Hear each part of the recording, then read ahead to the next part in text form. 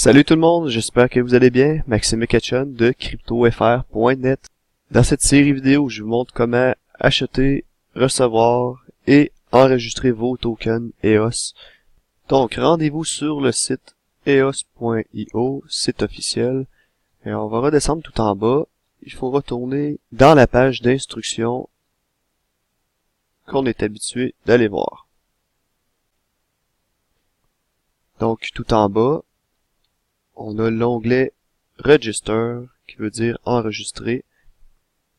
Et là, on nous explique qu'on a jusqu'à 23 heures après la dernière période de distribution, qui aura lieu le 1er juin 2018. Ce qui va se produire à ce moment-là, c'est qu'il va y avoir un snapshot, une photo en français, qui va être prise de tous les détenteurs de tokens EOS sur la blockchain Ethereum.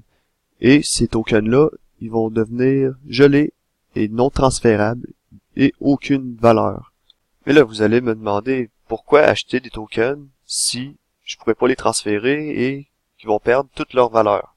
En fait, le snapshot va être utilisé pour une ou des blockchains qui seront bâties à partir du logiciel EOS open source que Block One est en train de créer. Donc, le but de tout ça, c'est d'avoir des coins sur des éventuelles blockchains qui vont naître basées sur le logiciel EOS.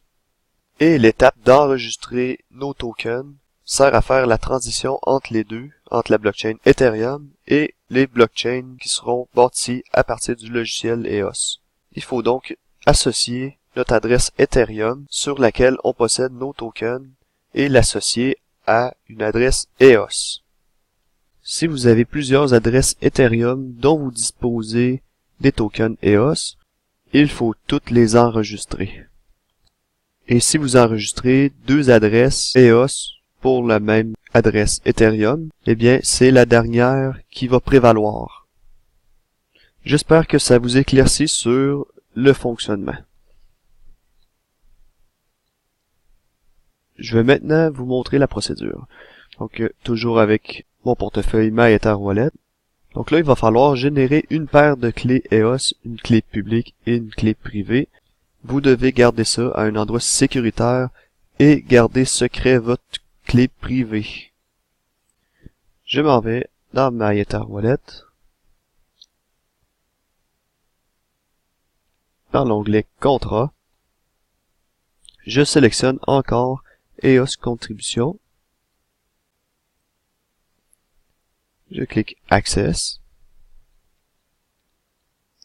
La fonction.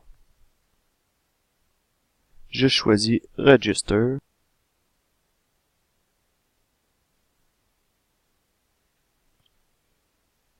Au champ Key, il faut inscrire notre clé publique EOS qui commence par EOS. Ensuite, on va déverrouiller notre portefeuille. Ce que je fais à l'instant. Et ensuite, on clique sur le bouton Write. On laisse les valeurs par défaut et on génère la transaction. Si vous avez une clé Ledger, il faut accepter la transaction sur la clé et ensuite confirmer la transaction.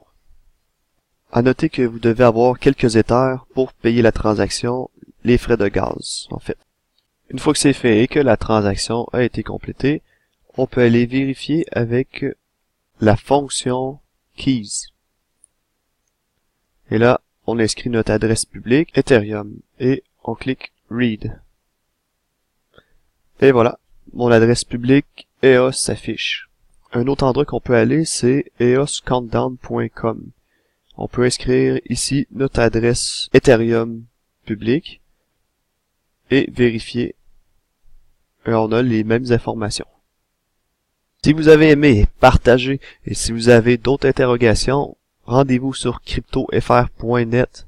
Je vous souhaite une bonne journée et à très bientôt tout le monde.